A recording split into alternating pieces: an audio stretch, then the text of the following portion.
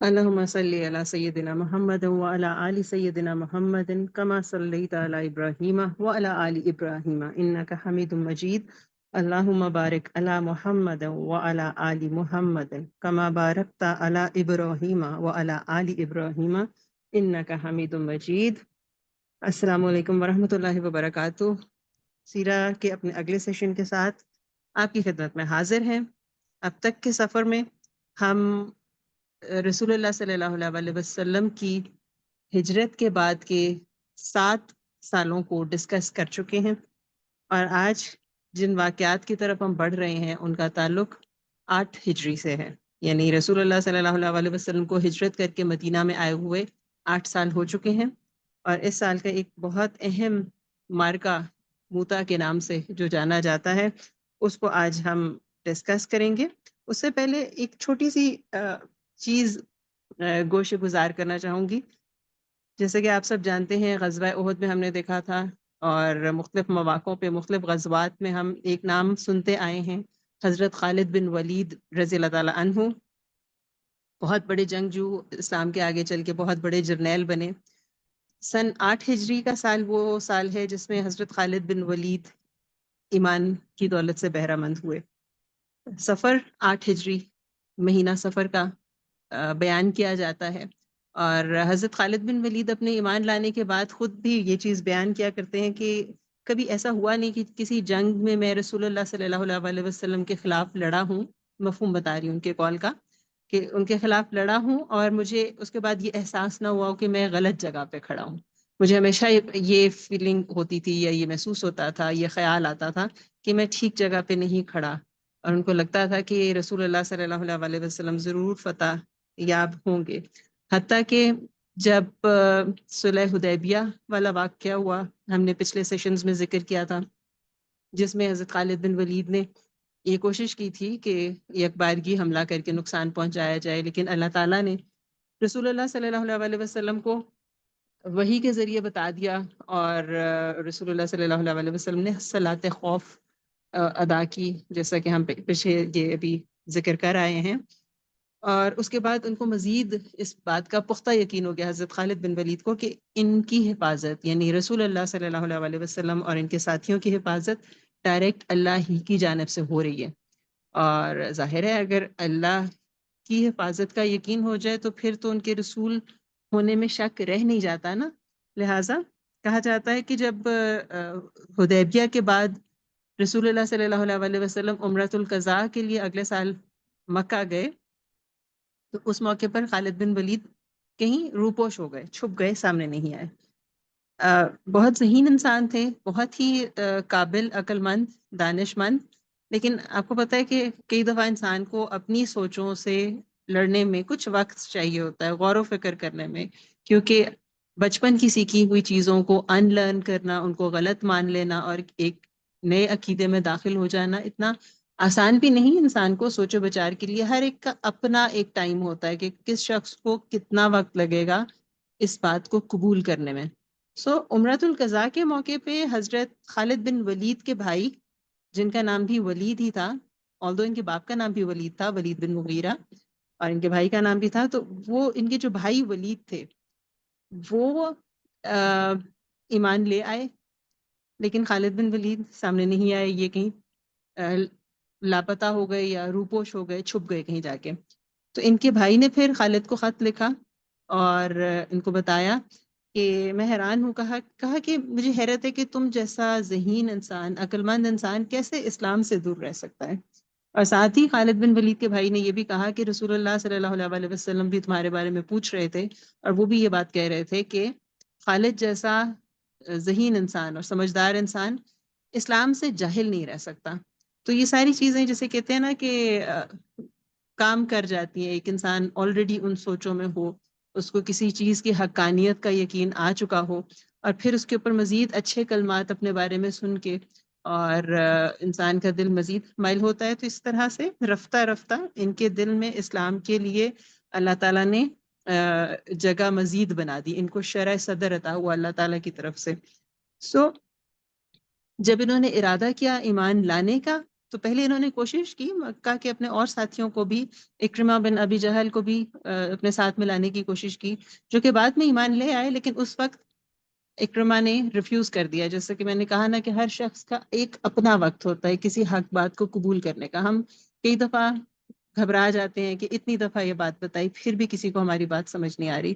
تو پیشنس رکھا کریں، کیونکہ ہر شخص کے اپنا ایک طریقہ ہوتا ہے، اپنا ان کو ایک وقت چاہیے ہوتا ہے سوچ و بچار کر کے اس بات تک آنے میں، آپ کا ہم خیال ہونے میں، اگر آپ حق پہ ہیں. حضرت خالد بن ولید نے جن اپنے ایک دو ساتھیوں کو مکہ میں کانٹیکٹ کرنے کی کوشش کی، ان میں سے تو کوئی بھی ایمان نہیں لایا، تو یہ اکیلے ہی نکل پڑے کہ مجھے ہجرت کرنی ہے اور مدینہ جانا ہے اور جا کے ایمان لانا ہے. راستے میں ان کو ایک اور ساتھی ان کے مل گئے، حضرت عثمان بن طلحہ. اور جب انہوں نے، حضرت خالد نے عثمان سے ذکر کیا، عثمان بن طلحہ سے ذکر کیا کہ میں تو اس ارادے سے مدینہ جا رہا ہوں، تو وہ خوش ہو گئے کیونکہ وہ بھی اسی ارادے سے نکلے تھے. لہٰذا یہ دو ساتھی ہو گئے.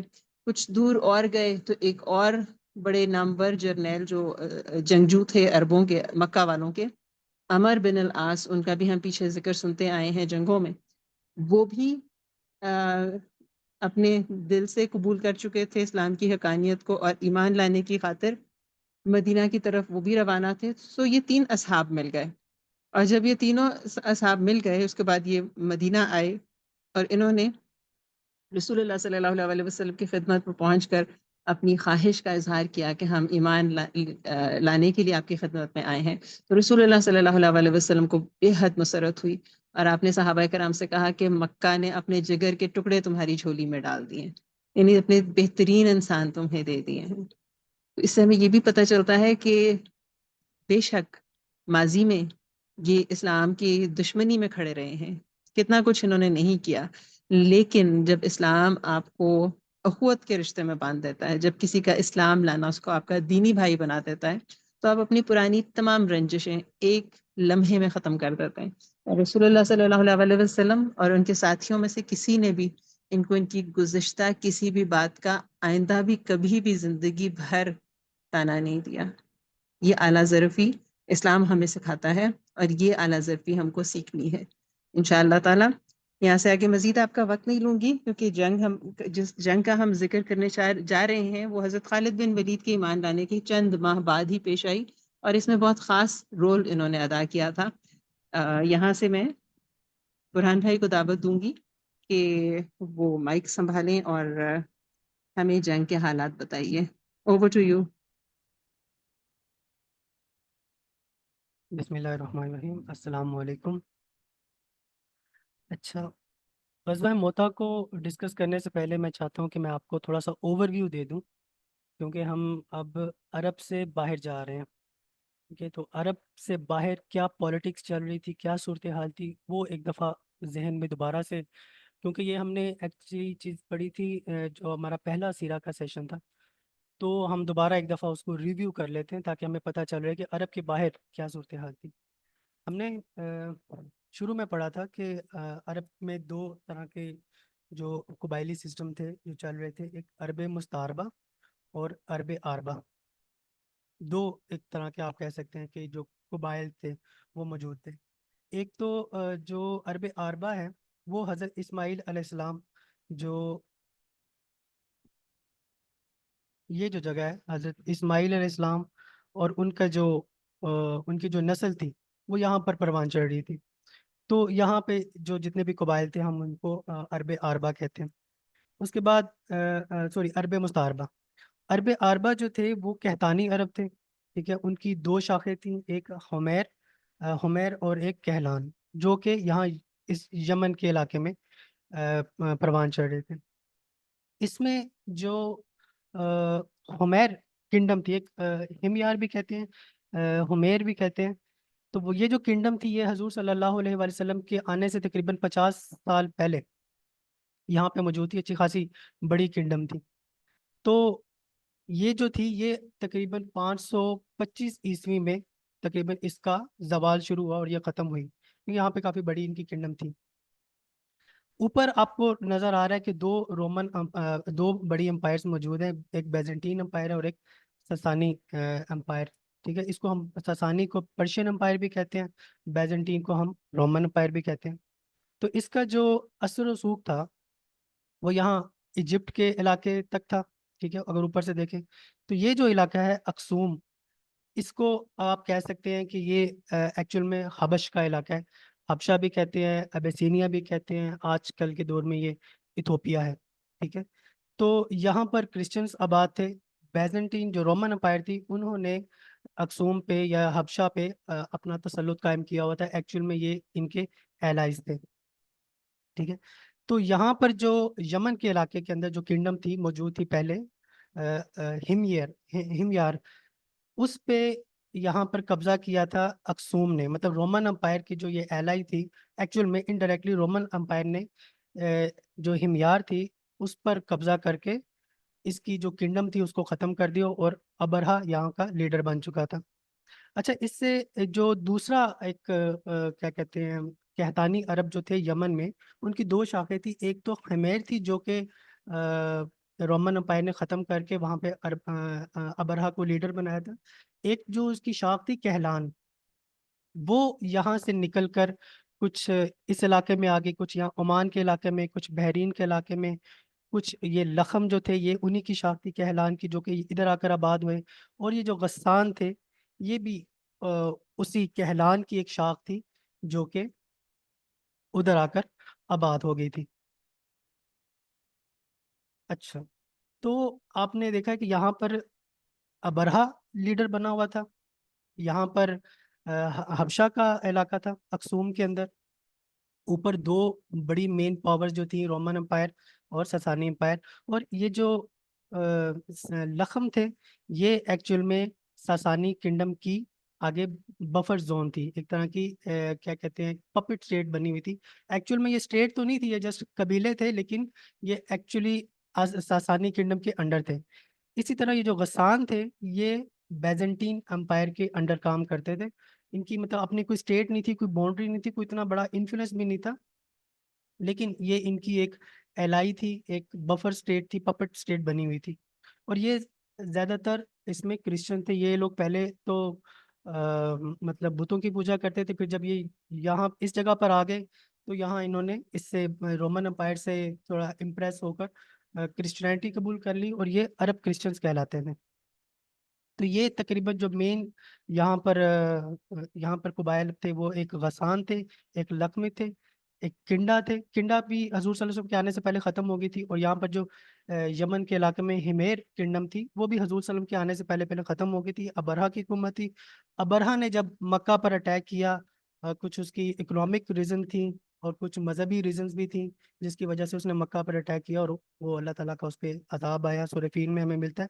تو یہاں پر حضور صلی اللہ علیہ وآلہ وسلم کے آنے سے پہلے، ایک سال پہلے یا کچھ عرصہ پہلے ہی ابرہا کی حکومت کو بھی ختم ہو گیا۔ وہ ایکچوئل میں یمن سے بھی جاتے رہے، ان کے پاس یمن کی حکومت تھی، لیکن جب اللہ تعالیٰ کا ان پہ عذاب آیا تو وہ یمن سے بھی ہاتھ دھو بیٹھے، اور یہاں سے ساسانی جو امپائر تھی انہوں نے یہاں سے اٹیک کر کے یمن پہ اپنا قبضہ کر لیا۔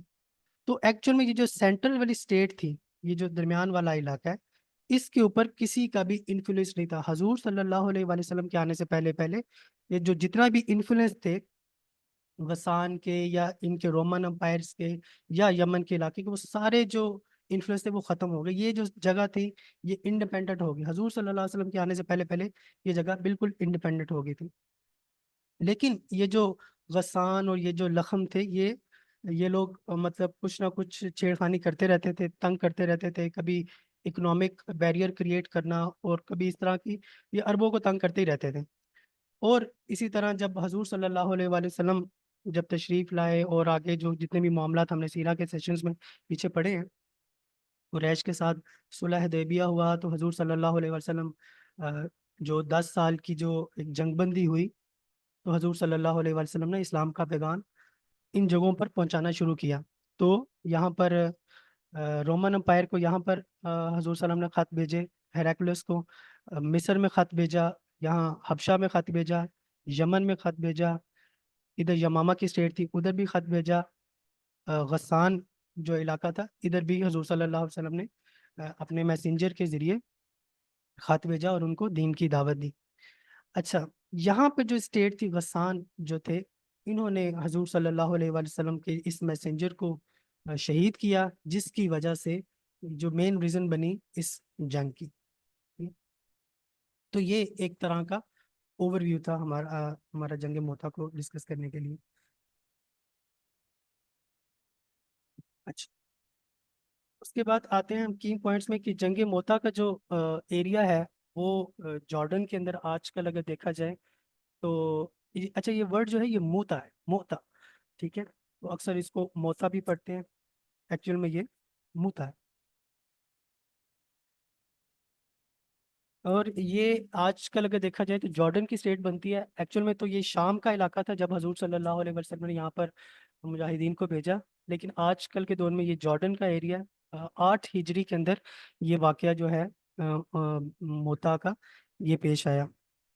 आजकल इसको मज़ार कहते हैं, ये आप राइट साइड पे देख रहे हैं, ये इसको अब जो जगह जो अब नाम है इसका ये अल मज़ार कहते हैं इसको, क्योंकि यहाँ पर सहाबा कराम की जो कब्रें हैं वो मौजूद हैं। ये पहली एक जंग थी जो कि जो हिजाज का एरिया था उससे बाहर लड़ी गई। तो इससे पहले जितनी भी जंगें थी वो हिजाज के अंदर लड़ी गई, मक्का मदीना और जो इसके अराउंड सराउंडिंग थे। लेकिन ये वाहिद जंग है जिसमें तकरीबन सहाबा कराम 1000 किलोमीटर सफ़र करके मोता के मकाम पर पहुंचे और वहाँ पर ये जंग लड़ी गई। और इसमें सबसे ज़्यादा लीडर्स चुने गए, 3 लीडर्स चुने गए, और इसको जैशुल उमरा भी कहते हैं, आर्मी ऑफ द लीडर्स। और इसकी वजह यही थी कि अब क्योंकि इसकी मतलब एक तरह की इसकी इम्पोर्टेंस इतनी ज़्यादा थी इस बैटल की कि खुदा ना खासा अगर एक लीडर चुना जाता और वो शहीद हो जाते तो कहीं बदनज़मी ना फैल जाए या कोई मतलब आपस में कोई मसला ना बने, तो इसलिए हजूर सल्लल्लाहु अलैहि वसल्लम ने इसकी सिंसियरिटी को, इसकी सीरियसनेस को समझते हुए 3 लीडर्स को चूज़ किया। और ये पहली बैटल थी जिसमें नॉन अरब से जो सहाबा कराम थे उनका वास्ता पड़ा। नॉन अरब रोमन्स भी थे और जो अरब क्रिश्चियंस भी थे और नॉन अरब रोमन्स भी थे।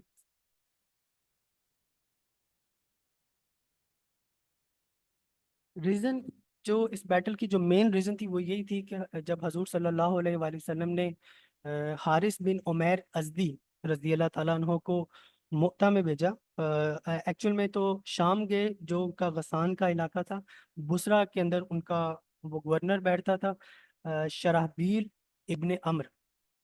तो उन्होंने हजूर सल्लल्लाहु अलैहि वसल्लम का, हारिस बिन उमैर अज़दी रज़ी अल्लाह ताला अन्हो ने जब पैगाम हजूर सल्लल्लाहु अलैहि वसल्लम का इसको दिया शराहबील को, तो इसने एक तो हारिस रजी अल्लाह ताला अन्हो को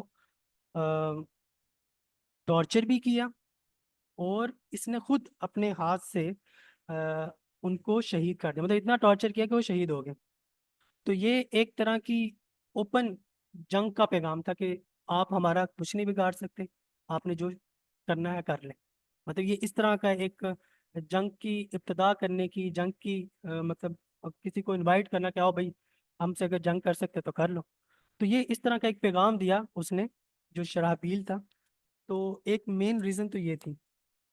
दूसरी रीज़न जो कि अक्सर सीरा की किताबों में हमें नज़र आती है वो ये थी कि चूँकि यहाँ पर मुसलमानों का आना जाना स्टार्ट हो चुका था, तो एक तरह का इकोनॉमिक बैरियर क्रिएट करने की कोशिश कर रहे थे। ये पहले भी तंग करते रहते थे मुसल जो कि अरब थे, क्योंकि जो मेन जो ट्रेड थी वो एक्चुअल में अरब के पास थी, कुरैश के पास थी। तो अरबों को वैसे तंग करते, लेकिन जब वो वहाँ के मुसलमान आना शुरू हुए तो उनको भी तंग करना और उनको शहीद करना, कुछ सहाबा को शहीद भी किया गया इसी इसी इलाके के पास पास। तो एक इकोनॉमिक जो उन्होंने बैरियर क्रिएट कर रहे थे वो, उनकी खबरें भी हजूर सल्लल्लाहु अलैहि वसल्लम को पहुंची कि यहाँ पे ये मसला बना हुआ है। अच्छा, यहाँ पर एक जगह है दुमातुल जंदल, दुमातुल जंदल, इसके बारे में किसी को पता है ये क्या है? ये हमें शायद कि सीरा के पिछले सेशंस के अंदर हमने इसको कवर किया है। कोई टीएल बताना चाहे?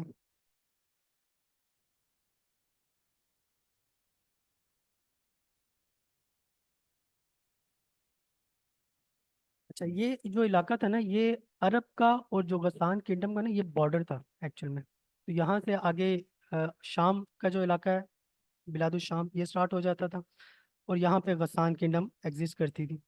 تو یہ جو دومات الجندل ہے، یہاں پر حضور صلی اللہ علیہ وآلہ وسلم نے آئی تھنک 2-3 سال پہلے کی بات ہے، مطلب اس واقعے سے پہلے کی بات ہے، حضور صلی اللہ علیہ وآلہ وسلم نے حضرت عبد الرحمن بن عوف کو بھیجا تھا ایک سرایہ کے ساتھ، کچھ لوگوں کے ساتھ، کہ وہ یہاں پر جا کر دین کی دعوت دیں۔ تو حضرت عبد الرحمن بن عوف یہاں پر آئے اور انہوں نے یہاں پر دین کی دعوت دینا سٹارٹ کی، اور یہاں کا جو یہاں پر جو قبیلہ تھا اباتا، اس کا جو امیر تھا اس قبیلے کا، اس نے اسلام قبول کر لیا، اور اس نے اپنی بیٹی جو تھی اس کی شادی حضرت عبد الرحمن بن عوف سے کر دی۔ تو یہاں پر ایک طرح کا ایک چھوٹا سا قلعہ سا بن گیا مسلمانوں کا، اور یہاں سے مسلمان پھر اکثر تجارت کرنے ادھر کو جاتے تھے، جو کہ پھر غسان اور وہ تنگ کرتے تھے، اور کچھ صحابہ کو شہید بھی کیا، جو کہ ایک وجہ بنی اس یہاں پر ایک جنگ کرنے کی۔ مطلب مین ریزن تو یہی تھی کہ یہاں پر حارث بن عمیر ازدی کو شہید کیا گیا، لیکن دوسری چھوٹی موٹی وجوہات بھی موجود تھیں۔ اس کے بعد ابن کثیر رحمۃ اللہ علیہ لکھتے ہیں کہ یہ جو بیٹل ہے، اس کی وجہ سے یہ پیغام بھی پہنچانا مقصود تھا کہ یہ جو اسلام کا جو پیغام ہے وہ کسی ایک خاص علاقے کا نہیں ہے۔ جہاں پر زیادتی ہوگی، جہاں پہ ظلم ہوگا، وہاں پر اسلام اپنی پاور، اپنی اتھارٹی دکھائے گا۔ تو ایسا نہیں ہے کہ اسلام کسی علاقے کا دین ہے بس اس نے یہاں پہ ہی رہنا ہے۔ تو یہ مطلب پوری دنیا پر قائم ہونے کے لیے ہے۔ تو جہاں پر بھی اس کی ضرورت پڑے گی اسلام کی، وہاں پہ مسلمان جائیں گے، وہاں پہ اپنی اتھارٹی، اپنی پاور دکھائیں گے۔ تو یہ بھی اس کی ایک وجہ بنی۔ دوسری ایک بات یہ بھی ذہن نشین کر لیں کہ یہ جو جنگ موتا تھی، یہ رومنس امپائر کے خلاف نہیں تھی، ڈائریکٹلی ان کے خلاف نہیں تھی۔ مطلب یہ ایکچول میں تو غسان کے خلاف تھی، اور غسان چونکہ رومن امپائر کے ایلائز تھے، ان کی ایک بفر سٹیٹ تھی، تو انڈائریکٹلی رومن امپائر کے خلاف تھی، لیکن ڈائریکٹلی جو عرب کرسچن تھے غسان کے، ان کے خلاف تھی۔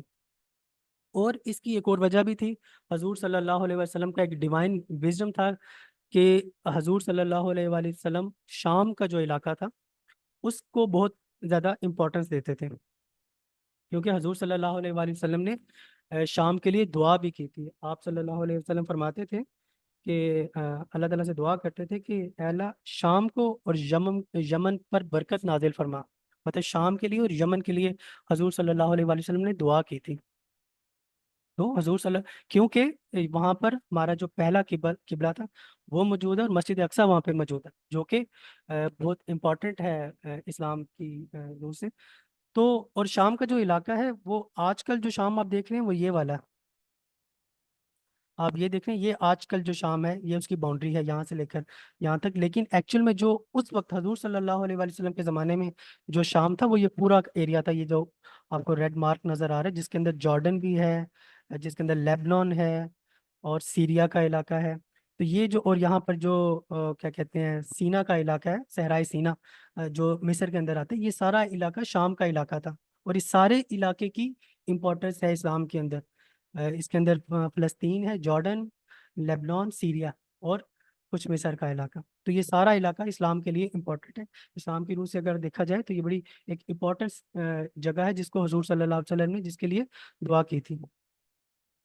اور دوسرا اس کا ایک اور بھی ہے کہ حضور صلی اللہ علیہ وسلم کا ایک ڈیوائن وزڈم یہ بھی تھا کہ خالد بن ولید، جو کہ جس طرح میڈم نے ابھی ان کا انٹروڈکشن دیا، وہ بھی اس جنگ میں شامل تھے، اور انہوں نے ہی آگے جا کر یہ شام کا علاقہ سارا فتح کیا۔ تو ان کی ایک طرح کی ڈیمانسٹریشن تھی، ان کے لیے ایک پریپریشن کا موقع تھا، جو کہ اللہ کی طرف سے انہیں دیا گیا کہ آپ پریپریشن کر لیں، یہی جگہ آپ کو بعد میں آ کر فتح بھی کرنی ہے۔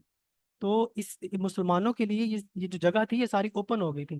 مطلب یہ جو بیٹل تھی یہ ایکچوئل میں، اس کے بعد جو بیٹلز ہوئی، غزوہ تبوک ہوا، اس کے بعد جو خالد بن ولید نے یہاں پر آ کر شام کے اندر جو بھی جنگیں کی، وہ ساری اسی جنگ موتا کی ایکسٹینشن تھی۔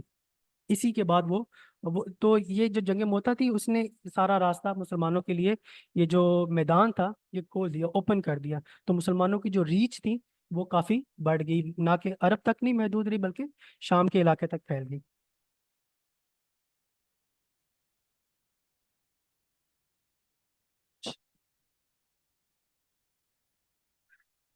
اچھا تو اچھا اس میں ایک اور کوشچن آتا ہے کہ اس میں جب یہ سارے واقعات ہوئے تو جب ان کو شہید کر دیا، ازدی رضی اللہ تعالیٰ ان کو شہید کیا گیا، تو حضور صلی اللہ علیہ وسلم نے اناؤنسمنٹ کی کہ ہم نے جنگ پہ جانا ہے، تو آپ لوگ والنٹیئر کریں کہ کون کون جہاد میں شامل ہوگا۔ تو تقریباً 3,000 صحابی جو تھے انہوں نے والنٹیئر کیا، وہ شامل ہونے کے لیے تیار ہو گئے۔ اب آپ یہ دیکھیں کہ 3,000 صحابہ، اس سے پہلے 1 سال پہلے اگر آپ چلے جائیں، 1 یا 2 سال پہلے غزوہ خیبر ہوا، اور جو صلح حدیبیہ ہوا، صلح حدیبیہ میں اور غزوہ خیبر میں تقریباً 1,500 صحابہ کرام تھے، اور 1 سال بعد یا 2 سال بعد 1,500 سے 3,000 صحابہ تیار ہو گئے جنگ کے لیے۔ تو مطلب 1-2 سال کے اندر ڈبل ہو گئے۔ اگر آپ جنگ بدر سے موازنہ کریں تو 8 ہجری میں یہ واقعہ ہو رہا ہے، 2 ہجری میں جنگ بدر ہوئی ہے، اور وہاں پر 300 صحابہ تھے اور یہاں پر 3,000 صحابہ، مطلب 6 سال کے اندر 10 گنا زیادہ اضافہ ہوا۔ تو اتنی تیزی سے مدینہ کے اندر اسلام، آپ دیکھ رہے ہیں کہ ایکسپونینشلی یہ اسلام وہاں پر پھیل رہا تھا۔ اچھا تو حضور صلی اللہ علیہ وسلم نے، اچھا یہاں پہ ایک اور سوال بھی آتا ہے کہ اس میں حضور صلی اللہ علیہ وآلہ وسلم نے شرکت نہیں کی، صحابہ کرام کو بھیجا، اور اس میں کوئی مطلب بڑے صحابہ بھی موجود نہیں تھے، مطلب حضرت علی، حضرت عمر، حضرت ابو بکر، وہ اس میں موجود نہیں تھے۔ اس کی کیا وجہ ہو سکتی ہے؟ اس میں کیا وزڈم ہو سکتی ہے؟ یہ بتا سکتے ہیں؟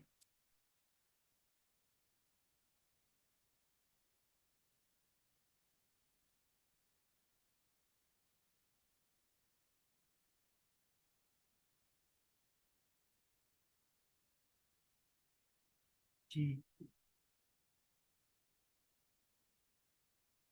چلے میں بتا دیتا ہوں کہ اس میں وجہ یہ تھی کہ حضور صلی اللہ علیہ وآلہ وسلم کی 8 ہجری تھا، تو اس کے بعد مطلب حضور صلی اللہ علیہ وسلم کی زندگی میں شاید 3-4 سال اور تھے، تو حضور صلی اللہ علیہ وآلہ وسلم چاہتے تھے کہ مسلمان اب خود اپنے پاؤں پہ کھڑے ہوں۔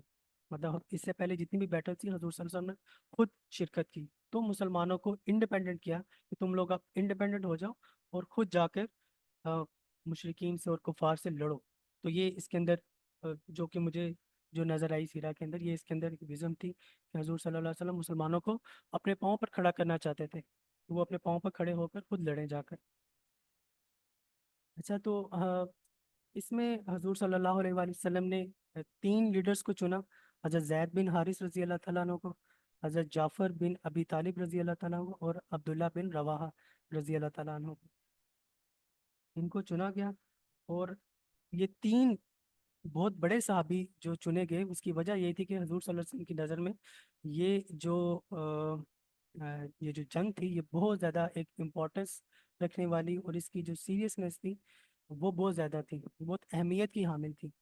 اس کے بعد جو جنگیں تھی وہ ساری اس کے بعد اس سے آگے جو ان کی ایکسٹینشن تھی، اس وجہ سے حضور صلی اللہ علیہ وسلم نے یہاں پر 3 جو صحابی تھے ان کو چوز کیا۔ جمعے کے دن یہ واقعہ ہوا، حضور صلی اللہ علیہ وسلم نے کہا کہ جمعے کے دن فجر کی نماز پڑھ کر یہ جو صحابی تھے یہ لوگ نکل آئے۔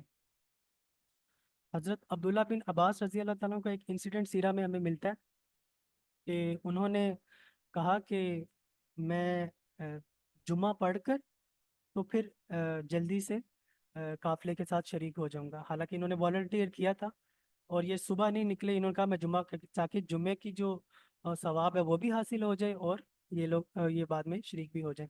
تو جب جمعہ پڑھا تو حضور صلی اللہ علیہ وسلم نے ان کو دیکھا تو فرمایا کہ آپ ابھی ادھر ہی ہیں، مطلب آپ گئے نہیں؟ انہوں نے کہا کہ حضور صلی اللہ علیہ وسلم میں چاہتا تھا کہ میں جمعے کا ثواب بھی لے لوں، جمعہ پڑھ کر آپ کے ساتھ، اور پھر میں قافلے کے ساتھ نکل جاؤں۔ تو حضور صلی اللہ علیہ وسلم نے فرمایا کہ تم دنیا اور آخرت کی تمام دولت بھی دے دو تو وہ ثواب حاصل نہیں کر سکتے جو اس قافلے نے حاصل کیا صبح صبح جنگ کے لیے نکلنے کا۔ تو تم نے بڑا ثواب چھوڑ کر چھوٹا ثواب کمایا۔ تو اتنی زیادہ اہمیت ہے مجاہدین کی جو جنگ پر نکلتے ہیں۔ تو اس طرح حضور صلی اللہ علیہ وسلم یہ بھی حدیث میں سیرہ میں ہمیں ملتا ہے کہ حضور صلی اللہ علیہ وسلم خود گئے ان کو، جو جب قافلہ جا رہا تھا مدینے کے باہر، خود ان کو رخصت کرنے گئے.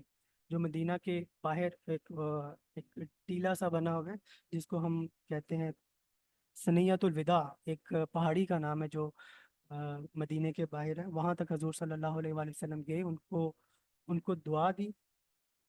ان کو مطلب حضور صلی اللہ علیہ وسلم کا طریقہ یہ تھا کہ جب بھی کوئی جہاد کے جاتا اس کو دعا دیتے. اور ان کے لیے ان کی دعا تھی کہ میں تمہیں اللہ کا تقوی اختیار کرنے کی وصیت کرتا ہوں، اپنے ہمراہی مسلمانوں سے اچھا سلوک کرنا، اللہ تعالیٰ کے نام سے اللہ تعالیٰ کی راہ میں اللہ تعالیٰ کا انکار کرنے والوں سے جنگ کرو، بدعہدی نہ کرو، کسی بچے اور عورت اور انتہائی عمر رسیدہ بوڑھے یا تاریخ دنیا راہب کو قتل نہ کرنا، کوئی کھجور کوئی درخت نہ کاٹنا، کسی عمارت کو منہدم نہ کرنا. تو یہ اس طرح حضور صلی اللہ علیہ وسلم ان کو وصیت کرتے تھے کہ آپ نے جنگ پہ جانا ہے تو یہ کام کرنے ہیں اور یہ کام نہیں کرنے. تو اس طرح حضور صلی اللہ علیہ وسلم نے وہ جو سنیت الوداع جو ہے جو جگہ وہاں تک سنیت الوداع ہمیں وہ اس میں بھی طلع البدر علینا بھی وہ جو ورڈ ہے وہ ملتا ہے سنیت الوداع.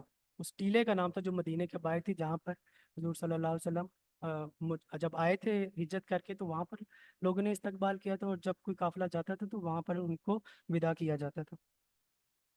تو یہ جب قافلہ نکلا ہے موتا کے لیے، جنگ کے لیے، تو جو غسان تھے ان کو خبر مل گئی اور وہ ایک دم سے پینک بھی ہو گئے. وہ ایکسپیکٹ نہیں کر رہے تھے کہ مسلمان جنگ کے لیے آئیں گے، بالکل ان کی ایکسپیکٹیشن میں نہیں تھا. تو انہوں نے کیا کیا، انہوں نے رومنس کو انوائٹ کیا کہ ہماری مدد کرو، اگر چاہتے ہو تم کہ ہم بھی تمہاری کبھی مدد کریں. تو انہوں نے ان کو بھی انوائٹ کیا. ہیراکلوس کو خط لکھا کہ آپ ہمیں مین پاور دیں.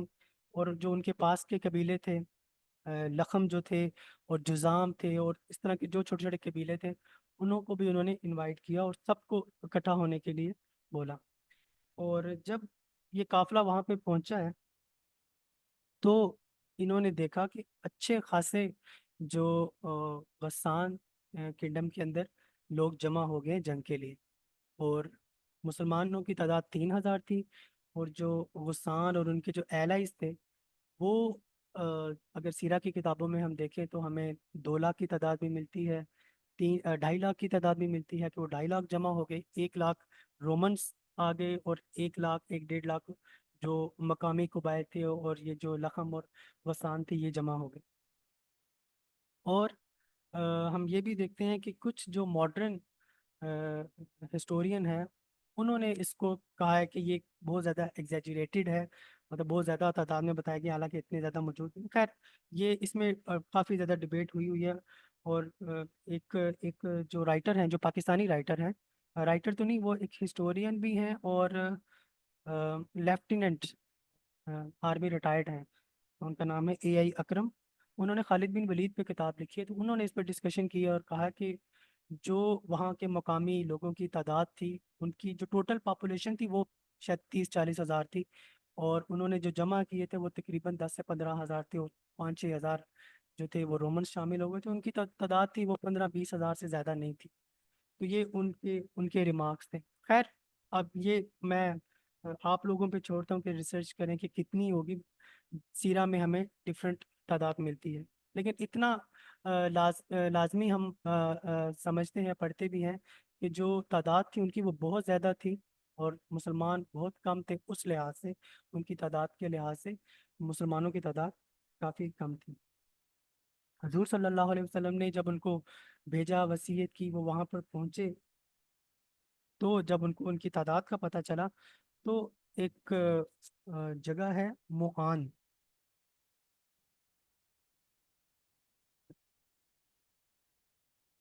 یہ جو جگہ ہے مان، یہ یہاں پر ایک گاؤں تھا. اس گاؤں کے اندر انہوں نے اسٹے کیا اور 2 دن وہاں پر ڈسکشن چلتی رہی کہ آیا ہم کریں کیا. مطلب ہم جو ایکسپیکٹ کر رہے تھے، ہماری جنگ جو تھی یا عرب کرسچن کے ساتھ تھی، اور یہاں پر تو رومنس بھی آئے ہوئے ہیں اور رومنس کے پاس اکوپمنٹس بھی ہیں اور ان کی اچھی تعداد بھی ہے، اور وہ لوگ مطلب ان کا ایکسپیرینس بھی ہے. ان کی تو ساسانی کنگڈم کے ساتھ سالوں سے جنگیں چل رہی ہیں. تو مسلمانوں نے وہاں پر بیٹھ کر سوچا کہ ہمیں کیا کرنا ہے. کچھ صحابہ نے ڈیسیجن یہ دیا کہ ہمیں حضور صلی اللہ علیہ وآلہ وسلم کو مطلب میسج پہنچانا چاہیے اور ان کے ڈیسیجن کا ویٹ کرنا چاہیے کہ وہ کیا ڈیسیجن دیتے ہیں. لیکن اس کے لیے تقریباً 2-3 ہفتے درکار تھے. 1-1.5 ہفتہ جانے کا لگنا تھا, 1-1.5 ہفتہ آنے کا بھی لگنا تھا, جو بھی میسنجر جاتا, کیونکہ یہ تقریباً 1000 کلومیٹر تھا وہاں سے مدینہ. تو یہ آپشن تو بالکل بھی پاسبل نہیں تھی. اس کے بعد کچھ صحابی نے کہا کہ ہمارا جو مقصد تھا وہ تھا ان کو ڈرانا, ان کو اپنی پاور دکھانا, ان کو دکھانا کہ ہم تم سے جنگ کر سکتے ہیں. تو وہ ہم نے اچیو کر لیا. تو میرے خیال میں ہمیں جنگ کرنے کی ضرورت نہیں ہے, ہم واپس چلتے ہیں. تو حضرت زید بن حارث جو تھے, انہوں نے حضرت حضرت عبداللہ بن رواحہ سے پوچھا. حضرت عبداللہ بن رواحہ رضی اللہ تعالیٰ عنہ سے پوچھا کہ آپ کی کیا رائے ہے. اچھا, یہ جو حضرت عبداللہ بن رواحہ ہیں رضی اللہ تعالیٰ عنہ, جب یہ جنگ کے لیے جب نکلنے لگے تو یہ رو پڑے اور انہوں نے کہا کہ انہوں نے کچھ اشعار کہے. اس وقت کسی نے پوچھا کہ آپ کیوں رو رہے ہیں, تو انہوں نے کچھ اشعار کہے. انہوں نے کہا لکننی اسأل الرحمن مغفرہ, کہ میں اللہ تعالیٰ کی مغفرت, الرحمن کی مغفرت کا سوال کرتا ہوں. وَدَرْبَةً ذَاتَ فَرْغٍ تَقْذِفُ الزَّبَدَ, انہوں نے کہا کہ میں چاہتا ہوں کہ کوئی ایسا تیر مجھے لگے جو میرے جسم سے آر پار ہو جائے, جس کی وجہ سے خون کے فوارے چھوٹے. تو ان کی ایک شہادت کی ان کی تمنا تھی, اور جو کہ نظر آ رہی تھی کہ جب وہ اشعار بولتے جا رہے, جب وہ نکلے تھے پورے سفر میں, ان کے کافی زیادہ اشعار تھے جو کہ ہمیں سیرہ کی کتابوں میں ملتے ہیں, کہ ان کے دل میں شہادت کی تمنا تھی, اور وہ ایسا لگ رہا تھا جیسے وہ شہادت کو پانے آ رہے ہیں. تو حضرت زید بن حارث نے بھی کسی اور سے نہیں پوچھا کہ آپ کی کیا رائے ہے, انہوں نے عبداللہ بن رواحہ سے پوچھا کہ تمہاری کیا رائے ہے. اور شاید وہ جانتے بھی تھے کہ عبداللہ بن رواحہ کیا کہیں گے.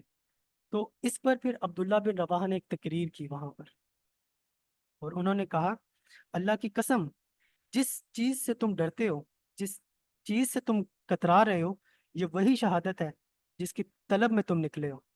یاد رکھو, دشمن سے ہم تعداد, قوت اور کثرت کے بل پر نہیں لڑتے, بلکہ ہم محض اس دین کے بھروسے پر لڑتے ہیں جس سے اللہ تعالیٰ نے ہمیں سرفراز کیا ہے. اس لیے میں چاہتا ہوں کہ آگے بڑھو, ہمیں 2 بھلائیوں میں سے ایک بھلائی حاصل کرنی ہے, یا تو مطلب ہم شہادت حاصل کریں یا ہم ان پر غلبہ حاصل کریں. تو یہ جب الفاظ سنے حضرت زید بن حارث نے حضرت عبداللہ بن رواحہ سے, تو وہ بھی خوش ہوئے اور انہوں نے کہا کہ آگے بڑھو. تو یہ آگے بڑھے, اور انہوں نے بالکل جو موتا کا مقام تھا وہ, اب یہ بھی کوشچن ریز ہوتا ہے کہ وہ مقام ہی کیوں سلیکٹ کیا گیا موتا کا. تو اس کی مین وجہ تو یہ ہوتی ہے کہ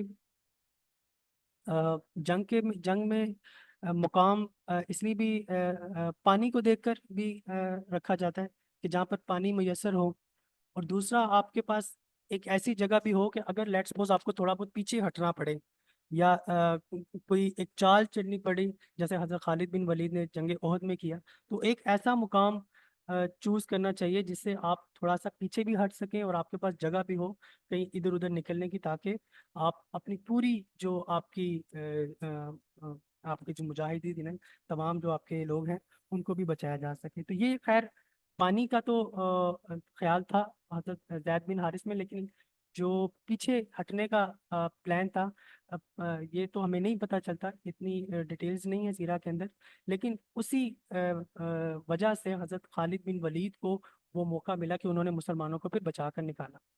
تو یہ ایک خاص وجہ ہو سکتی ہے موتا کے مقام کو سلیکٹ کرنے کی. اچھا, حضرت ابو ہریرہ رضی اللہ تعالیٰ عنہ کا یہ پہلی جنگ تھی. حضرت ابو ہریرہ اس جنگ میں جب شریک ہوئے, اس سے پہلے وہ غزوہ خیبر میں آئے, اور غزوہ خیبر کے بعد یہاں پر وہ فرسٹ ٹائم کسی جنگ میں شامل ہوئے, اور جب انہوں نے لشکر کو دیکھا تو وہ ان کے چہرے سے پتہ چل رہا تھا کہ وہ, ان کی آنکھیں مطلب بتا رہی تھیں کہ وہ ڈر رہے تھے کہ اتنا بڑا لشکر. تو ان کے ساتھ ایک صحابی کھڑے تھے, انہوں نے کہا کہ ابو ہریرہ تم ہمارے ساتھ بدر میں نہیں تھے. तुम बदर में होते, बदर में भी हमारी ये सिचुएशन थी कि मुशरिकीन कितनी तादाद में थे, हम बहुत कम थे, आज भी हम बहुत कम हैं, लेकिन हम जो हैं, हम मुसलमान, हम तादाद के ज़ोर पर और अपनी ताकत के ज़ोर पर, तादाद के ज़ोर पर नहीं जीता करते, हम अल्लाह ताला की मदद से फतह होते हैं। और आज भी हमें उम्मीद है कि अल्लाह ताला हमें इन पे जो हमें फतह याब करेंगे। आज के दौर में अगर मैं थोड़ा सा तब बताऊं कि आज के दौर में अगर आप हमास को देखें, बहुत से स्कॉलर्स ये कहते हैं कि हमास को इस तरह नहीं करना चाहिए था, उनके पास ताकत नहीं है, उनके पास टेक्नोलॉजी नहीं है। तो मतलब हम जो ये चीज़ सीरा में पढ़ रहे हैं, तो इन सीरा की चीज़ों को, इन किताबों का हम क्या करें? मतलब कि आप, मतलब आपको उनकी, एक तो आपको हिस्ट्री नहीं पता कि उन लोगों ने कितनी कुर्बानियाँ दी हैं, कितनी कोशिश की है, और कितनी उन्होंने जदोजहद की है उस एक जगह को अपने कंट्रोल में करने की, और जितनी कोशिश हो सकती थी उन्होंने की है। और उन अब देखें, मुसलमानों का ये है ना कि जितनी आप कर सकते हैं, जो आप कर सकते हैं वो आपने करनी है, वो कोशिश आपने करनी है, जितनी तादाद आप ला सकते हैं और जितने नंबर्स आप ला सकते हैं, तो वो आपने करके आपने अल्लाह के सामने हाजिर हो जाना है। आपने जिहाद के अंदर हाजिर हो जाना है कि अल्लाह, ये हमने कोशिश की है, इतना हम कर सकें, अब तेरी मर्जी है, शहादत देनी है तो शहादत दो, या तो हम फतह याब हो, या शहादत। मतलब कि हम मुसलमान जो हैं, मोमिन जो हैं, वो कभी भी तादाद के बल पर फतह याब नहीं होते, ना तादाद के बल पर, ना टेक्नोलॉजी की। हाँ, हमने पावर हासिल करनी है, हमने कोशिश करनी है कि हम जितनी तादाद अपनी इकट्ठी कर सकते हैं, जितनी टेक्नोलॉजी हम इस्तेमाल में ला सकते हैं, उसको लाकर अ, जिहाद में शामिल हो जाए। ये मुसलमानों का जज्बा होना चाहिए। तो इस तरह जब दोनों जो थे आमने सामने आ गई, जो भी मुजाहिदीन थे और वहाँ से गस्सान जो थे और जो रोमर्स थे आमने सामने आ गए, तो पहले तो तीर अंदाज जो थे, क्योंकि जब थोड़ा फासला होता है तो तीर अंदाज जो है वो पहले जंग शुरू करते हैं, तीर अंदाज और नेज़े बरसाए जाते हैं। तो जो फ्लैग था, जो झंडा था, वो हजरत जैद बिन हारिस के पास, तो ये एक बहुत ऑनर की बात होती है, आपके हाथ में झंडा, और हजूर सल्लल्लाहु अलैहि वसल्लम ने झंडा हजरत जैद बिन हारिस को दिया, तो एक ऑनर की बात होती है, और वो बंदा लीड कर रहा था। तो जैद बिन हारिस आगे से लीड कर रहे हैं, और आगे से तीर बरसाए जा रहे हैं, और जो नेज़े हैं वो भी बरस रहे हैं। तो जब जंग स्टार्ट होती है, तो हजरत जैद बिन हारिस को जंग के स्टार्ट में ही अ, तीर भी लगते हैं, और उनको काफ़ी गहरे जख्म आते हैं, और उनका खून भी बहुत ज़्यादा बह जाता है। तो जब ये तीर अंदाज और ये बैटल स्टार्ट हुई, तो शुरू में ही हजरत जैद बिन हारिस को ऐसे जख्म लगे जिसकी वजह से वो जख्मी हुए, और उनका खून ज़्यादा बह जाने की वजह से उनकी शहादत होगी। तो हजरत जैद बिन हारिस पहले शहीद हुए। उसके बाद हजरत जाफ़र रज़ी अल्लाह तआला अन्हु ने फ्लैग पकड़ा, और वो घोड़े के ऊपर थे, और जब उन्होंने फ्लैग पकड़ा तो दोनों जो थे लश्कर, वो आपस में गुत्थम गुत्था हो गए, लड़ पड़े। तो उन्होंने एक हाथ में तलवार पकड़ी हुई थी, और एक हाथ में झंडा पकड़ा हुआ था, और वो लड़ रहे थे, और वो काफ़ी आगे तक निकल गए। और अ, हुआ ये कि उनकी जो घोड़े की टांगे थी, वो सबसे पहले काट दी गई। उसके बाद उन्होंने एक हाथ से लड़ रहे थे, और एक हाथ में झंडा पकड़ा हुआ था, और जो जिसके पास झंडा होता है, एक्चुअल में फोकस उसी पे होता है कि इसका झंडा गिराया जाए, इस आदमी को शहीद किया जाए, ताकि झंडा गिरे और लोगों का जो मोमिन है उनका मोराल डाउन किया जाए। तो सबका फोकस होता है कि वो जो झंडे वाला बंदा है उसको पकड़ा जाए। तो इसलिए हजरत जो जाफर थे, हजरत जाफर रजी अल्लाह ताला, उन पर अटैक हो रहा था, बार बार उनको जख्म लग रहे थे। और उसके बाद एक ऐसा जख्म लगा, उन जिस हाथ में झंडा था उस हाथ पर वार किया गया, और उनके हाथ को काट दिया गया। उनका एक हाथ कट गया, और उन्होंने तलवार छोड़कर उस हाथ में झंडा पकड़ लिया दूसरे हाथ में, और उन्होंने झंडा दूसरे हाथ में पकड़ा, तो उस हाथ में भी वार हुआ, और दूसरा हाथ भी कट गया। तो हजरत जाफर रजी अल्लाह ताला अन्हु के दोनों हाथ कट गए। तो उन्होंने अपने झंडा गिरने ना दिया, अपने सीने से लगा दिया, और जो उनके बाजू जो बचे हुए थे उसकी हेल्प से उन्होंने झंडे को कायम रखा। اس کے بعد پھر ان کو مزید زخم لگتے ہیں اور وہ بھی زخموں کی تاب نہ لا کر گر جاتے ہیں اور شہید ہو جاتے ہیں۔ اس کے بعد حضرت عبداللہ بن رواحہ، وہ چونکہ تھرڈ لیڈر وہ تھے تو وہ آگے آتے ہیں، جھنڈا پکڑتے ہیں، اور بہت مطلب شدید قسم کی لڑائی چل رہی ہوتی ہے اس وقت۔ اچھا، وہ جب جھنڈا پکڑتے ہیں تو ان کے دل میں نا ایک ڈر سا آتا ہے، مطلب کیونکہ ہے تو انسان، فرشتے تو نہیں ہیں، تو ان کے دل میں ایک ملال سا آتا ہے، ایک ڈر سا آتا ہے، کیونکہ جس چیز کی وہ تمنا کر رہے تھے وہ ان کے سامنے کھڑی تھی، شہادت، تو وہ ان کے سامنے کھڑی تھی، لیکن ان کے دل میں ایک نا ڈر سا آیا، تو وہاں پہ انہوں نے شعر پڑھا، مطلب وہ پوئٹری پڑھتے تھے، تو وہاں پہ بھی انہوں نے ایک شعر پڑھا، انہوں نے کہا: اقسم تو یا نفسی، اقسم تو، میں قسم کھاتا ہوں اے نفس، میں قسم کھاتا ہوں، لا تنزلن، لا تنزلن، تم آگے میدان میں جاؤ گے، تم آگے میدان میں جاؤ گے، لا تنزلن آؤ لا تکرہن، یا تم جاؤ گے یا تمہیں میں مجبور کروں گا کہ تم میدان جنگ میں جاؤ۔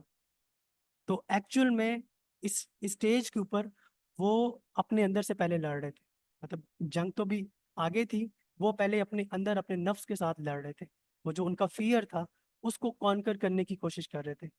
تو کہتے ہیں نا، جو جو بریو وہی ہوتا ہے، طاقتور وہی ہوتا ہے جو اپنے فیئر کو کانکر کرے۔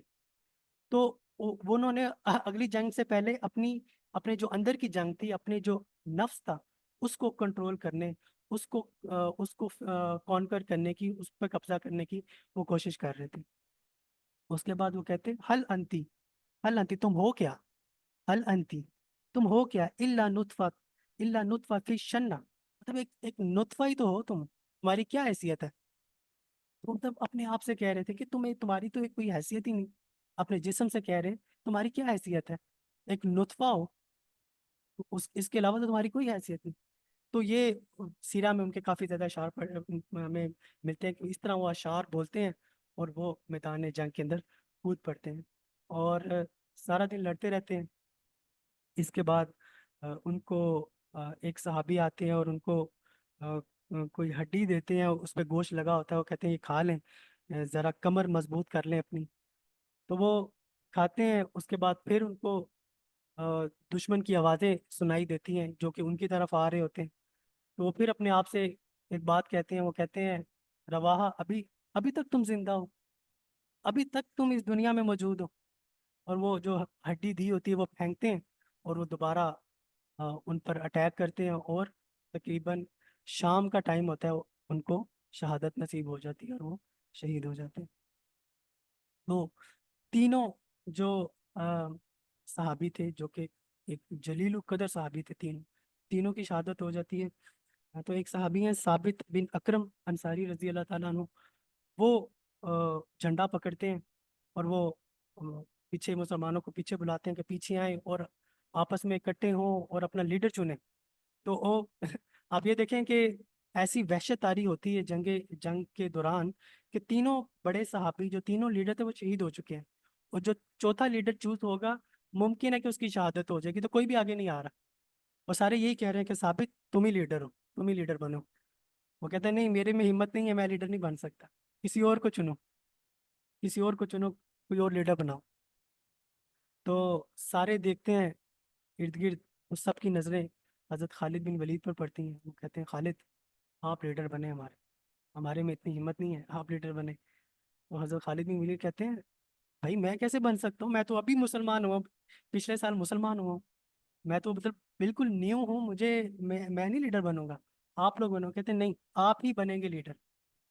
حالانکہ خالد بن ولید نے کچھ جستجو نہیں کی تھی کہ مجھے لیڈر بنائے، لیکن سب کو پتا تھا کہ خالد بن ولید کی جو ان کا جو ایکسپیرینس ہے جنگ کا، وہ ان لوگوں میں سب سے زیادہ تھا۔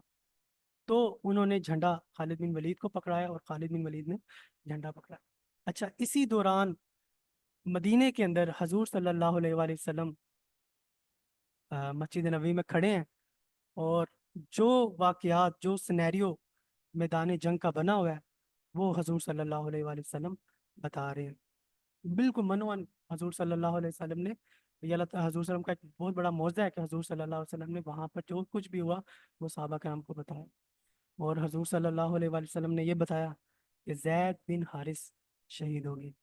پھر انہوں نے بتایا جعفر شہید ہو گئے. پھر انہوں نے بتایا رواحہ، عبداللہ بن رواحہ شہید ہو گئے.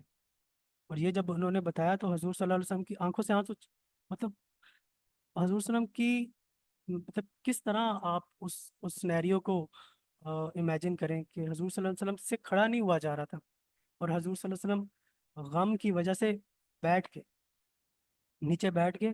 اور حضرت عائشہ انہوں نے وہ بھی پردے میں وہ سن رہی تھی کہ حضور صلی اللہ علیہ وسلم نے جب فرمایا یہ تینوں صحابی شہید ہو گئے. اور انہوں نے آگے بھی بتایا جو حضرت جعفر رضی اللہ تعالیٰ عنہ کی اور حضرت زید بن حارثہ کی فیملی تھی، اور ان کی بھی رونے کی آواز آئی کہ حضرت زید بن حارث، مطلب اتنے جلیل القدر صحابی حضرت زید بن حارث، جس کو حضرت ختیجہ رضی اللہ تعالیٰ عنہ نے شادی پہ، جب ان کی شادی ہوئی تو انہوں نے گفٹ کیا حضور صلی اللہ علیہ وسلم کو، یہ میرے غلام ہے، یہ میں آپ کو گفٹ کرتی ہوں. اور حضرت زید بن حارث حضور صلی اللہ علیہ وسلم کے ساتھ رہے، ہمیشہ ان کے ساتھ رہتے تھے. آپ یہ دیکھیں کہ جب حضرت زید بن حارث کے والدین اس کو لینے آئے اور ان کو کہا کہ ہمارے ساتھ چلو واپس اور تم آزاد ہو جاؤ گے، انہوں نے کہا کہ مجھے آزادی قبول نہیں. انہوں نے منع کر دیا. انہوں نے کہا تھا میں نے حضور صلی اللہ علیہ وسلم کے ساتھ رہنا ہے. اور انہوں نے غلامی کو ترجیح دی آزادی سے. یہ وہ زید بن حارث تھے. اور حضور صلی اللہ علیہ وسلم اس وقت اتنے خوش ہوئے، حضور صلی اللہ علیہ وسلم نے حضرت زید بن حارث کا ہاتھ پکڑا اور مکے کے سامنے جا کر بولا کہ زید بن حارث اب زید بن محمد ہے، یہ میرا بیٹا ہے، میں اس کو آزاد کرتا ہوں. یہ وہ زید بن حارث آج شہید ہوئے ہیں. حضور صلی اللہ علیہ وسلم کے ساتھ رہے، حتیٰ کہ حضور صلی اللہ علیہ وسلم کا جو سب سے مشکل ترین وقت تھا، جو طائف کا تھا، طائف کے دن حضور صلی اللہ علیہ وسلم کو زخم لگ رہے ہیں، پتھر برس رہے ہیں، اور حضرت زید بن حارث سامنے کھڑے، وہ کبھی آگے سے بچا رہے ہیں، وہ کبھی پیچھے سے بچا رہے ہیں. آگے آتے تھے تو پیچھے سے پتھر لگ جاتا تھا، وہ پیچھے آتے تو آگے سے پتھر لگ جاتا تھا. مطلب وہ آگے پیچھے سے حضور صلی اللہ علیہ وسلم کو بچا رہے ہیں اور خود بھی زخم کھا رہے ہیں. حضور صلی اللہ علیہ وسلم کو بھی زخم لگ رہے ہیں، خون نکل رہا ہے، حضرت زید کا بھی خون نکل رہا ہے، اور ہاں حضور صلی اللہ علیہ وسلم کا بھی خون نکل رہا ہے. اور وہ بچتے بچاتے حضور صلی اللہ علیہ وسلم کو ایک باغ کے اندر لے کے جاتے ہیں. تو یہ مطلب اس کنڈیشن میں حضور صلی اللہ علیہ وسلم کی وہ حفاظت کر رہے تھے، اور وہ زید بن حارث آج شہید ہوگی. آپ امیجن کریں کہ حضور صلی اللہ علیہ وسلم کی کیا کنڈیشن ہوگی. اس کے بعد حضرت جعفر رضی اللہ تعالیٰ عنہ، مطلب حضرت ابو طالب کے بیٹے، جنہوں نے حضور صلی اللہ علیہ وسلم کی اتنی حفاظت کی. غزوہ خیبر میں حضور صلی اللہ علیہ وسلم کو ملے حضرت جعفر، تو حضور صلی اللہ علیہ وسلم نے کہا کہ آ، مجھے نہیں پتا کہ میں کیوں اتنا خوش ہوں، کہ جعفر کے آنے سے اتنا خوش ہوں یا خیبر فتح ہونے سے اتنا خوش ہوں. مطلب اتنی حضور صلی اللہ علیہ وسلم کو محبت تھی حضرت جعفر سے. حضرت علی کے بھائی تھے، اور وہ حضرت جعفر آج شہید ہوئے ہیں. اور حضرت عبداللہ بن رواحہ، وہ بیت عقبہ میں موجود تھے، انصاری تھے، بیت عقبہ میں موجود تھے. اور بیت عقبہ میں انہوں نے وعدہ کیا تھا کہ ہم آپ کی حفاظت کریں گے. اور آج حضور صلی اللہ علیہ وسلم کے کہنے پہ ان کو شہادت نصیب ہوئی.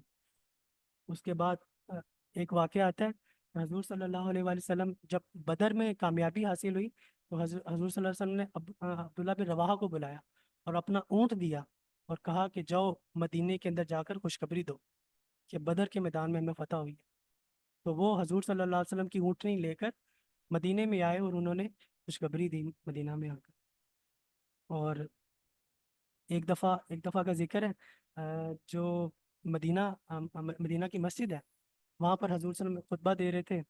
تو حضور صلی اللہ علیہ وسلم نے کہا، کچھ صحابہ نا سامنے بیٹھے ہوئے جو کھڑے تھے صحابہ کچھ، ان کو کہا کہ اجلس، بیٹھ جاؤ. تو حضرت عبداللہ بن رواحہ مسجد کے اندر انٹر ہو رہے تھے، دروازے پہ تھے. انہوں نے جب الفاظ سنے نا اجلس کے، وہ ادھر ہی بیٹھ گئے. انہوں نے کہا سمیعنا و اطعنا، ہم نے سنا، ہم نے اطاعت کی. وہ دروازے میں یہ الفاظ سن کے اسی جگہ پر بیٹھ گئے. اور جو عمرۃ القضاء ہوا تھا پچھلے سیشن میں بھی آپ نے دیکھا، اس میں بھی ان کی جو پوئٹری تھی، حضرت عبداللہ بن رواحہ نے، حضور صلی اللہ علیہ وسلم نے اس کو پریز کیا. حالانکہ حضرت عمر رضی اللہ تعالیٰ عنہ نے کہا کہ تم کیوں مطلب شعر پڑھ رہے ہو. تو حضور صلی اللہ علیہ وسلم نے کہا کہ عبداللہ بن رواحہ کو پڑھنے دو، اس کے جو شعر ہیں وہ تیر سے زیادہ تیر برس رہے ہیں مشرکین پہ، وہ اس طرح ان کے شعر اتنی اہمیت رکھتے ہیں۔ آج کل تو آپ دیکھیں عرب کے اندر جو عرب کی جو کوالٹی تھی، جو عرب کے لوگ تھے ان کی پوئٹری تھی، ان کی جو کوالٹی تھی وہ اپنی وہ کوالٹی ختم ہو گئی ہے، عربوں نے اپنی یہ کوالٹی گما دی ہے۔ حالانکہ جتنی بھی تاریخ عرب کی لکھی ہوئی ہے وہ زیادہ تر عربک کے اندر ہے، اور عربک میں بھی پوئٹری کے اندر ہے، اور وہ انہوں نے پوئٹری چھوڑ دی اور وہ اپنی تاریخ سے بھی گئے ہیں۔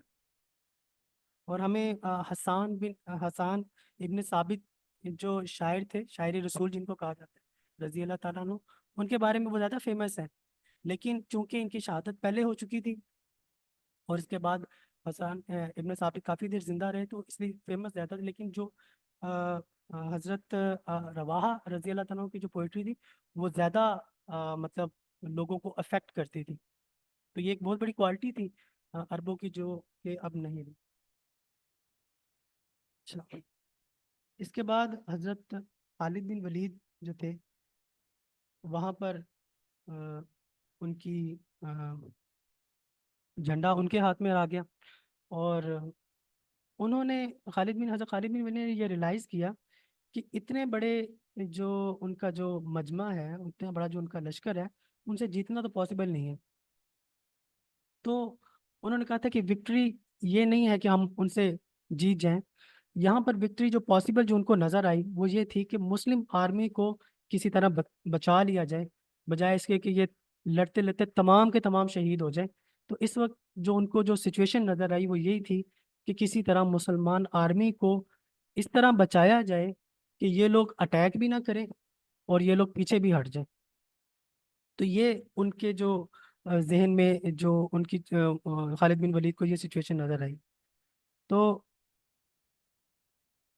انہوں نے کیا طریقہ کیا، حضرت خالد بن ولید نے تین آرمیز کے تین پارٹس بنائے۔ وہ خیر ہر جنگ میں وہ اسی طرح کرتے تھے کہ تین حصے کر دیتے تھے آرمی کے، اور ان کی جو ایڈوانسمنٹ تھی ان کو روکنے کے لیے، ان کو فریز کرنے کے لیے حضرت خالد بن ولید نے سڈن اٹیک کیے، مطلب اٹیک کرتے تھے پھر تھوڑا پیچھے آ گئے، پھر اٹیک کیا پھر واپس آ گئے، پھر اگر وہ آگے بڑھنے کی کوشش کرتے تو جو تیر انداز تھے وہ تیر برساتے تھے۔ تو اس طرح انہوں نے شام تک رات تک انہوں نے یہ سچویشن قائم رکھی کہ یہ لوگ آگے نہ آئیں، اور پھر جب رات ہوئی ان کو فریز کر دیا، وہ آگے نہ آئے۔ پھر جب رات ہوئی تو جو صحابہ کرام تھے ان کی تدفین کی گئی، جو مسلمان تقریباً 10 سے 15 جو صحابی تھے اس جنگ میں وہ شہید ہوئے، ان کی تدفین کی۔ صبح ہوئی تو انہوں نے کیا کیا کہ جو رائٹ سائڈ والے جو تھا لشکر اس کو لیفٹ پہ کر دیا، لیفٹ والا رائٹ پہ کر دیا، پیچھے والا آگے کر دیا، آگے والا پیچھے کر دیا، بالکل شفلنگ کر دی۔ اور شفلنگ اس لیے کی تاکہ ان کو لگے کہ نیا کوئی نئی ایڈوانسمنٹ آئی ہے، جو رینفورسمنٹ ہے وہ نئی آ گئی، ہیلپ آ گئی ہے پیچھے سے۔ اور انہوں نے جو گھوڑے تھے ان کو اس طرح بگایا کہ وہاں پر پتہ چلے، گھوڑوں کی آوازیں آئیں، پاؤں کی ان کی آوازیں آئیں کہ پتہ چلے کہ نئی ہمیں ہیلپ مل گئی ہے پیچھے سے، اور ڈسٹ اڑائی گئی، ہر جگہ سے ڈسٹ اڑائی گئی کہ تاکہ ان کو یہ امپریشن جائے کہ نئی جو فورس ہے وہ آ گئی ہے ہیلپ کے لیے۔ تو یہ ایک امپریشن کریٹ کیا گیا اور تھوڑا سا پیچھے ہٹا گیا۔ پیچھے ایک چھوٹی سی پہاڑی تھی، پہاڑی کی بیک سائڈ سے نظر نہیں آتا تھا، لیکن پہاڑی کے اوپر چڑھ سکتے تھے آرام سے۔ تو یہ لوگ پہاڑی کے اوپر چڑھے اور ان کو آگے آنے کا موقع دیا، لیکن وہ آگے نہیں آئے۔ ان کو پتا تھا کہ پیچھے ایڈوانسمنٹ آ گئی ہے تو پیچھے سے جو تیر برسائے جائیں گے وہ سیدھا ہمیں لگیں گے۔ تو اس طرح مسلمان آہستہ آہستہ پیچھے ہٹے ہیں، اور وہ جو لشکر تھا ان کا وہ آگے نہیں آیا، وہ پیچھے ان کو فریز کر دیا ادھر ہی، وہ خود مسلمان پیچھے سے ہو کر وہ حضرت خالد بن ولید نے ان کو نکال کر پیچھے کر لیے، اور یہ لوگ پھر پیچھے سے مدینہ کی طرف آ گئے۔ اور انہوں نے جو کہ غسانی کا لشکر تھا، انہوں نے یہ سوچ کر آگے نہیں آئے کہ کہیں مسلمان چال نہ چل رہے ہوں اور ہم ان کا پیچھا کریں اور وہ ہمیں کسی جگہ، کیونکہ وہ جس راستے سے گئے تھے وہ ایک تنگ راستہ تھا، اس میں ایک تو اتنا بڑا لشکر جا نہیں سکتا تھا، اگر جاتا بھی تو ایک لائن بنا کر اس نے جانا تھا، اور اس طرح وہ ان کے نرغے میں آ جاتے ہیں مسلمانوں کے، اور کافی زیادہ شہادتوں کی ان کے مرنے کی پاسبلٹی تھی۔ تو اس لیے وہ آگے نہیں بڑھے اور یہاں سے مسلمان بچ کر نکل آئے۔ تو اس طرح مسلمان جو تھے وہ بچ کر مدینہ واپس آ گئے۔ اب سوال یہ پیدا ہوتا ہے کہ کیا یہ وکٹری تھی یا یہ لاس تھا؟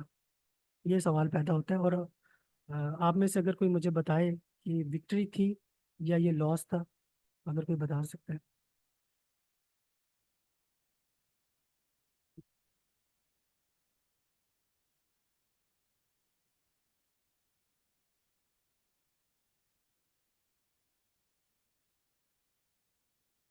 اچھا، ابن کثیر کا اس میں ایک قول ہے کہ چونکہ مسلمان کسی میجر لاس، ان کا کوئی میجر لاس نہیں ہوا، اس کے بغیر واپس آ گئے، تو یہ وکٹری ہے، جو ابن کثیر کا موقف ہے۔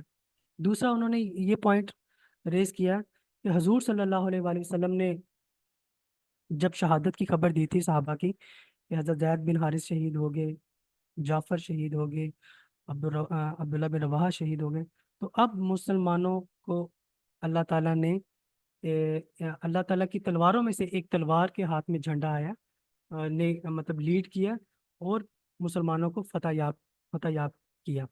تو یہ حضور صلی اللہ علیہ وسلم کی حدیث تھی، مجھے ایگزیکٹ ورڈ تو نہیں یاد، لیکن اس طرح حضور صلی اللہ علیہ وسلم کی حدیث تھی کہ حضور صلی اللہ علیہ وسلم نے کہا تھا کہ سیف اللہ، جو اللہ تعالیٰ کی تلواروں میں سے ایک تلوار ہے، اس نے کمان سنبھال لیا اور مسلمانوں کو فتح دی۔ تو جب حضور صلی اللہ علیہ وسلم نے کہہ دیا تو میرے خیال میں آگے کوئی بات کرنے کی ضرورت ہی نہیں پڑی، کہ اب مسلمانوں کو اس چیز کا پتہ چل گیا تھا کہ یہ ایکچوئل میں فتح ہے، جو کہ حضور صلی اللہ علیہ وسلم نے بتا دیا۔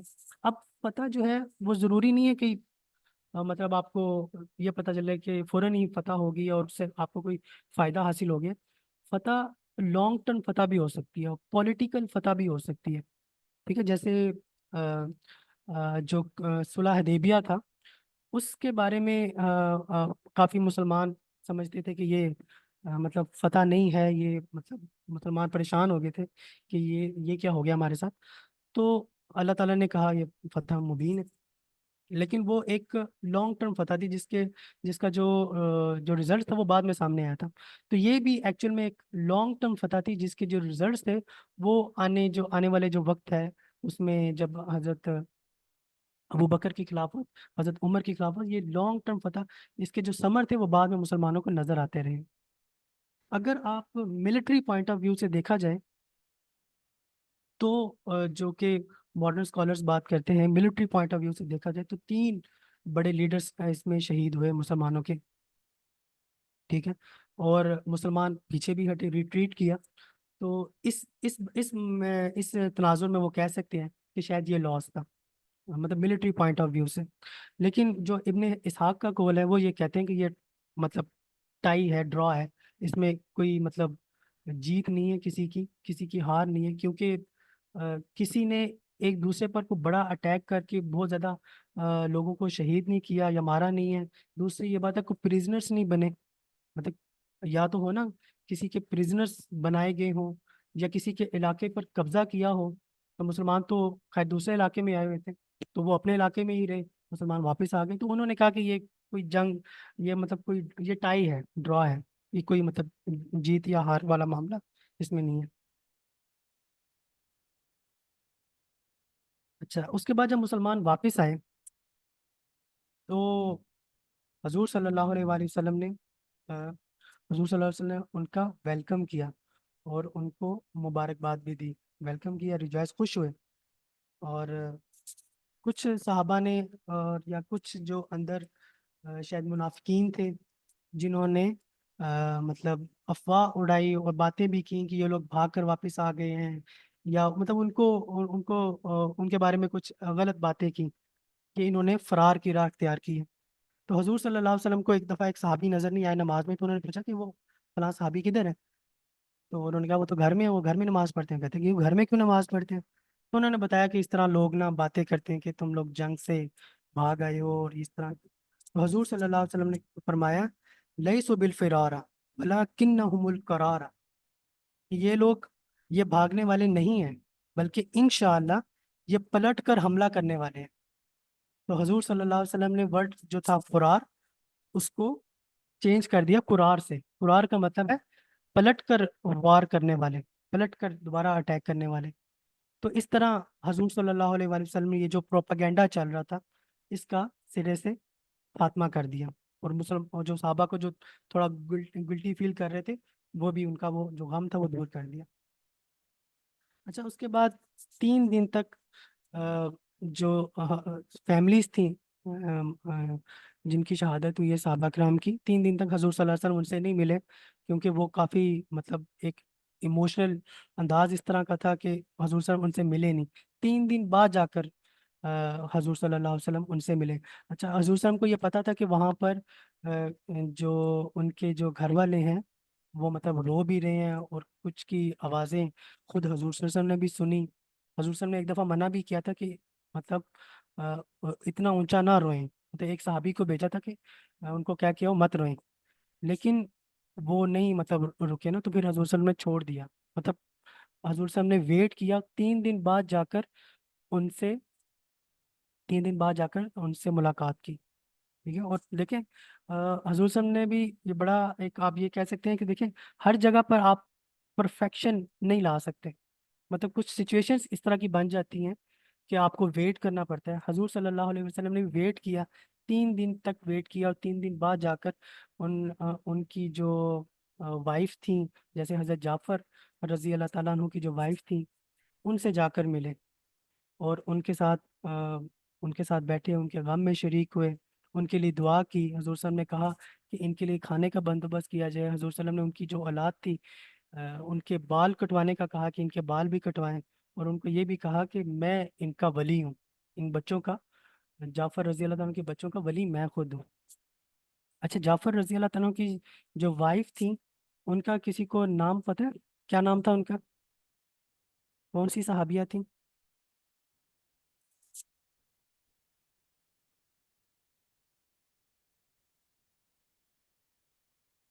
ہیلو، میری آواز آ رہی؟ جی میں سن نہیں پائی، بیچ میں آواز کٹی تھی، اب بتائیے۔ میں یہ پوچھ رہا ہوں کہ جعفر رضی اللہ تعالیٰ عنہ کی وائف کا نام میں پوچھ رہا تھا، کسی کو معلوم؟ ٹھیک ہے، معلوم تھا، نہیں ٹھیک ہے۔ برہان بھائی نہیں یاد۔ اسما، حضرت اسما بنت امیس رضی اللہ تعالیٰ عنہ، ان کی وائف کا نام تھا اسما۔ اصل میں آپ یہ دیکھیں کہ حضرت اسما جو تھیں، حضور صلی اللہ علیہ وسلم ان کے لیے دعا بھی کی، اور ان کو کہا کہ ان بچوں کا ولی میں ہوں۔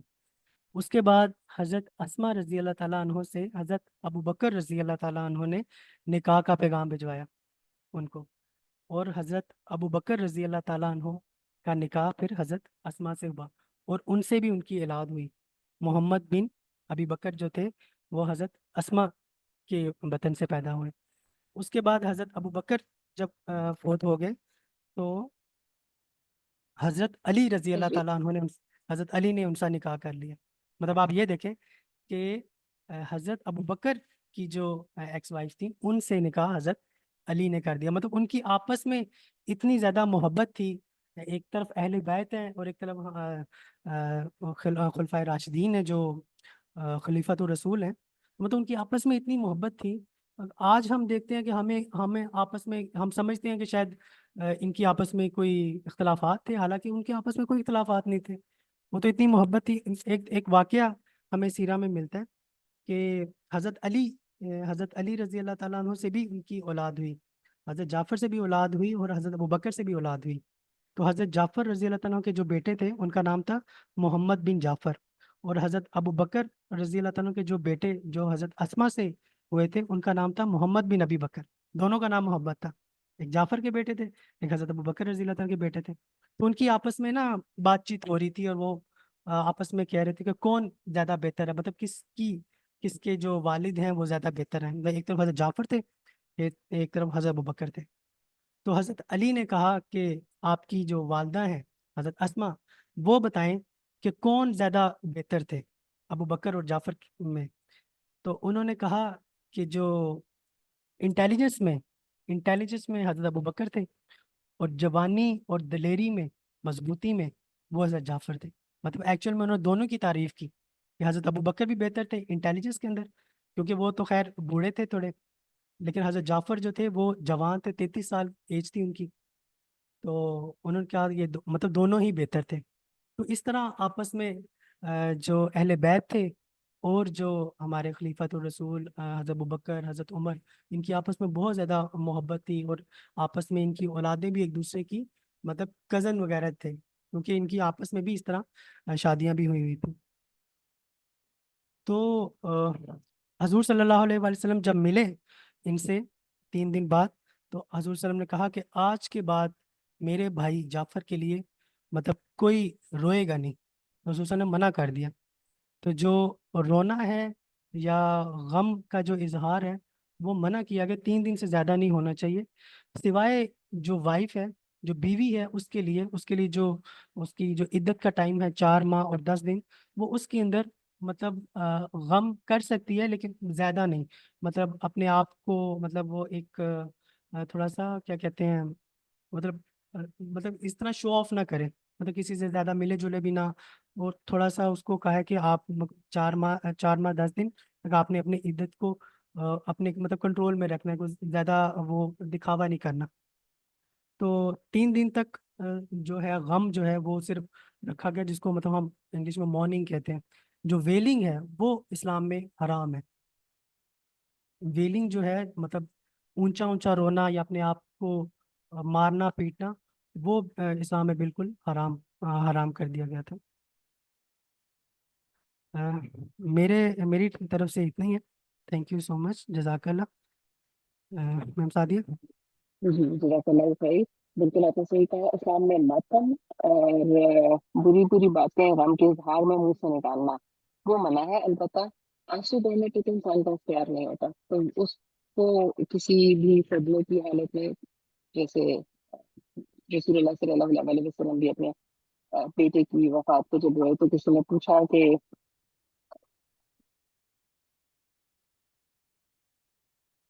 या रसूलुल्लाह आपकी आंखों में आंसू, तो आपने कहा कि हाँ, आंख तो अश्क बहाती है, लेकिन जुबान पे ऐसी कोई बात नहीं आती जो उसको मफहूम ऐसे था कि जो अल्लाह को नाराज करने वाली हो या नाखुश करने वाली हो। तो ये थोड़ा सा वजाहत। और बाकी माशाल्लाह इतना अच्छा आपने बयान किया। और ये जो सहाबा इकराम का इतना अच्छा आपने जो आपस का उनका मोहब्बत और साथ का बयान किया, ये चीज़ें बड़ी इंपॉर्टेंट है हमारे लिए जानना। और हजरत जाफर जो थे, ये हजरत अली के भाई थे, यानी रसूलुल्लाह सल्लल्लाहु अलैहि वसल्लम के चचा अबू तालिब के बेटे थे। तो इससे आप समझ सकते हैं कि बचपन इन लोगों का साथ गुजरा था।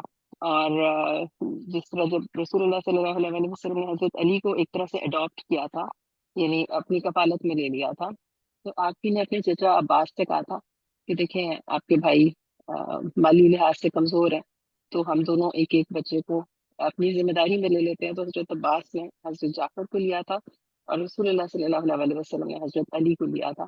तो ये बहुत बड़े सदमे का टाइम था, ये वाली जंग भी, कि एक तरफ आपके बेटे जैद, मुंह बोले बेटे, क्योंकि रसूलुल्लाह सल्लल्लाहु अलैहि वसल्लम ने तो उनको अपना बेटा माना हुआ था ना, वो तो फिर कानूनी तौर पे जब उनका नाम तब्दील करके जैद बिन हारिसा वापस किया गया था कि वल्दियत तब्दील नहीं होगी, वरना